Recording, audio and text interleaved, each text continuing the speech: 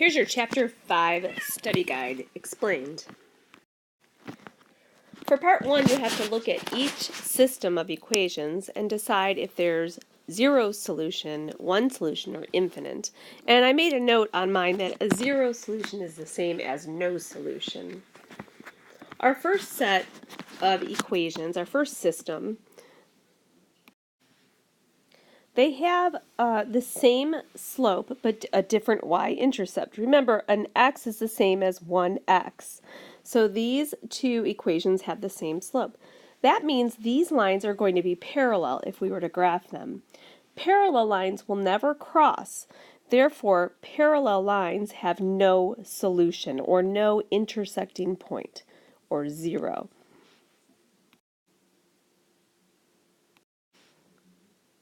Our next system of equations, they have different slopes and different intercepts. Remember, if there's 5x plus nothing, that means the y-intercept is 0. But you can see here that the slopes are different. If the slopes are different, that means when we graph them, they eventually will intersect and give us a solution. So we will call this one solution.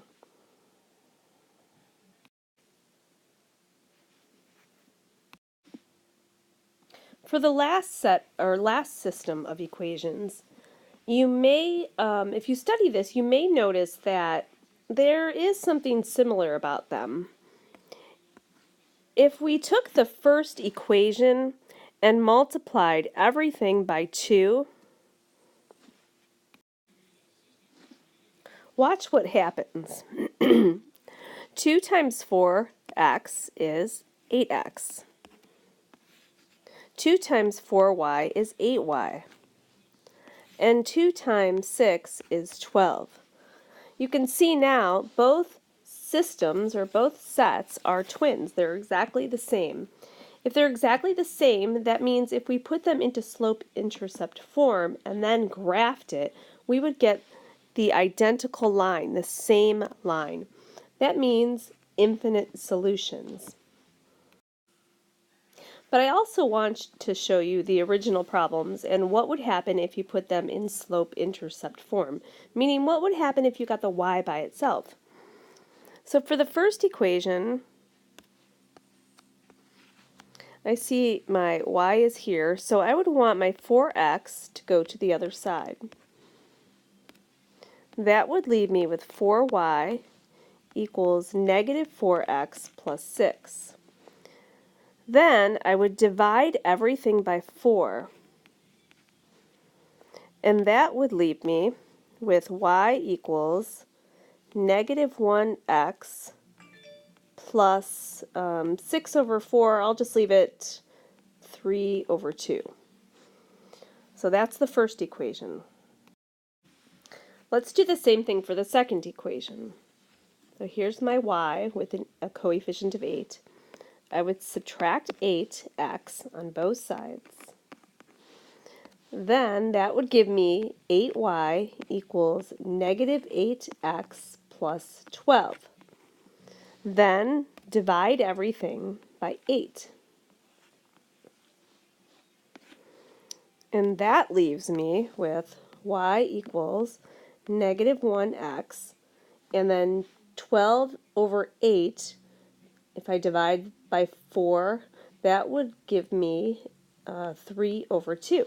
So you can see if I got both equations and I got y by itself, we get identical equations here. So that's another way to look at it, as infinite solutions. For number 4, you're asked to solve each system of equations using the graphical method. We're going to graph these equations.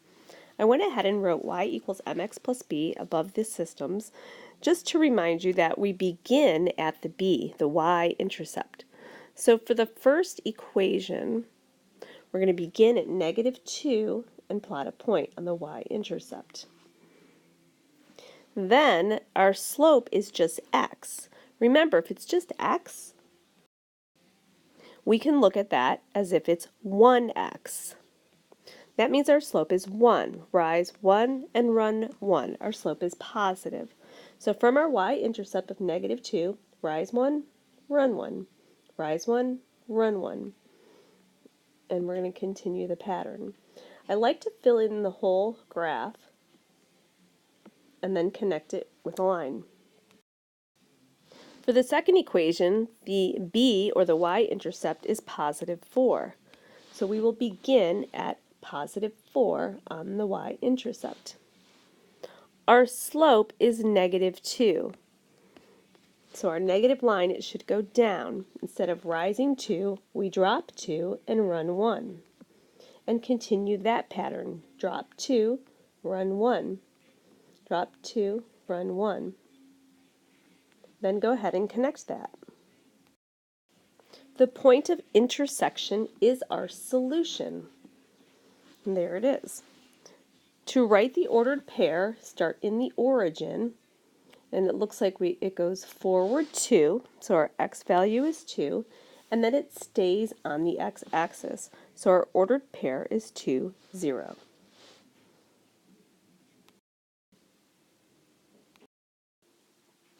Same directions for number 5. We're going to graph the system and see if there's a solution. For the first equation, y equals 2x plus 1, we begin at the y-intercept, or the b, which is +1. So right here on the graph. Our slope is 2. We have to do rise over run. We're going to have a positive slope. Rise 2, run 1. Rise 2, run 1. And I like to continue the pattern by going the opposite direction. Drop 2, go back 1. Drop 2, back 1. Okay, then go ahead and connect it. Now, I don't know if you noticed this, but the slopes in both these equations are the same. That should tell you we're going to get parallel lines, but let's go ahead and take a look. For the second equation, we begin at -2 for the y-intercept. And our slope is the same. From that point, rise 2, run 1. Rise 2, run 1. And we can drop 2 and go back 1 and connect. And we have a set of parallel lines, which you might have been able to tell from the beginning. Parallel lines will never cross. Parallel lines have no solution.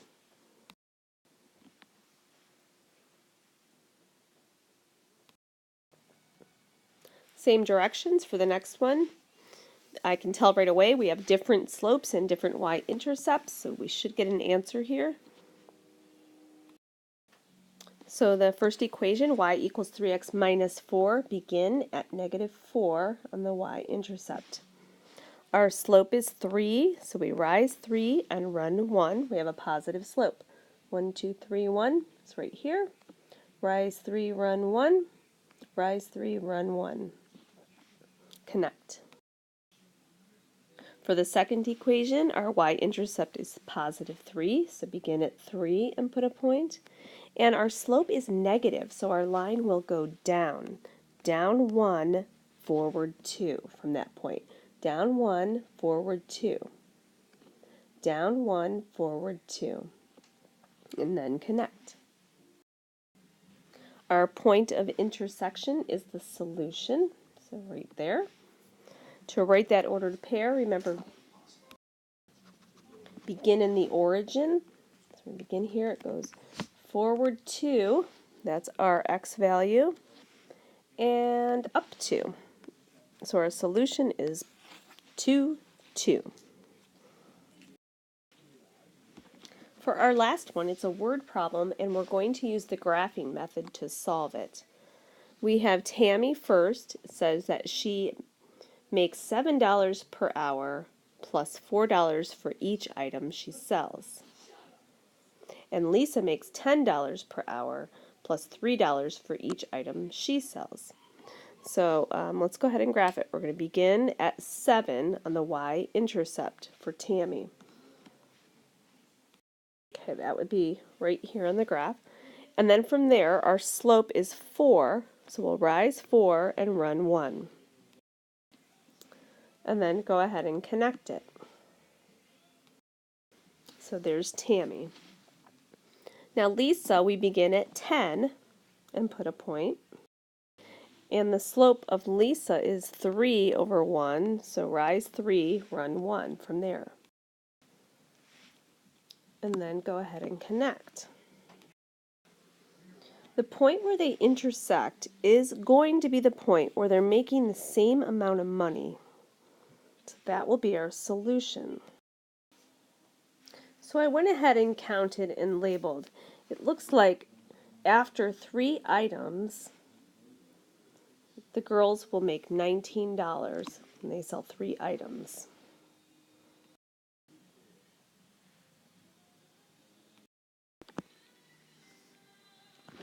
I also wanted to show you that we could check this by using a substitution method. So we could set these equations equal to each other. So we'd get our letters together. So we'd get 3x over here. So 4x minus 3x is just 1x, or x. And then we would subtract 7 from both sides.